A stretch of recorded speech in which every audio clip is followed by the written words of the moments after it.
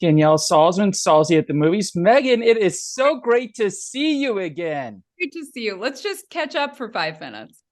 Yeah, so how are you? I am good. I saw you on my list of interviews today and I was very excited. How are you doing? I'm doing well. I'm going to be back in LA next week. Well, there you go. We should hang out. Yeah. So, when you started creating the series, did you reach out to Kay at all to get her binder on Bumper? I did. Yeah, so Kay has been a friend of mine for many years, but also I, as a female comedy writer, have looked up to her for many years too.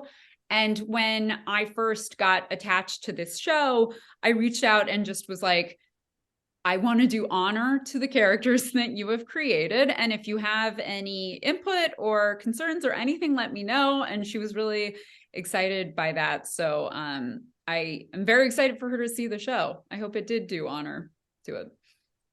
And how did you decide on Berlin of all places?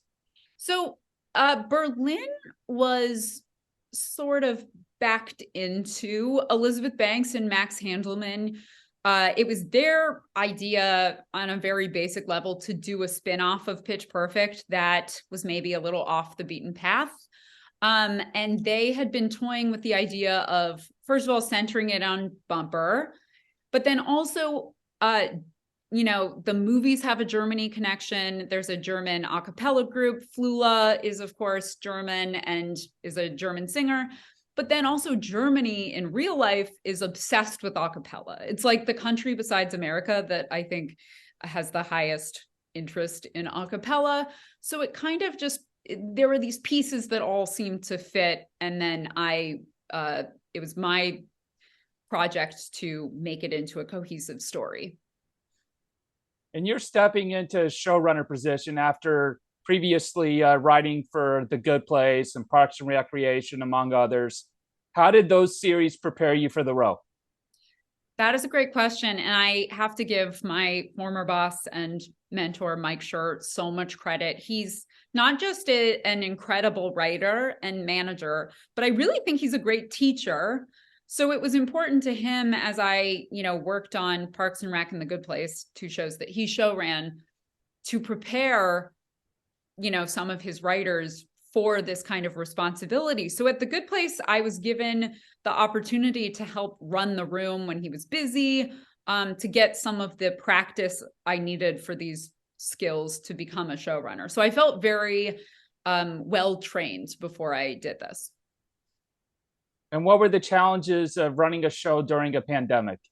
Well, I have not gotten COVID and do not want to get COVID. I think it is not good.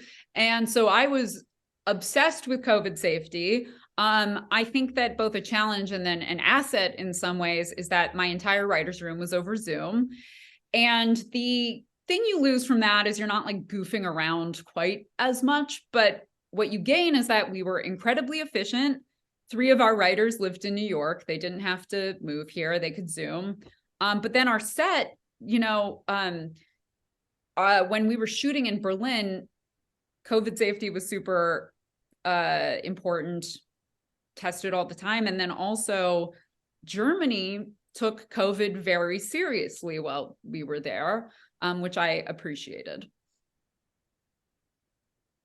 And was there ever any thought given to featuring some of the Bellas from the original trilogy?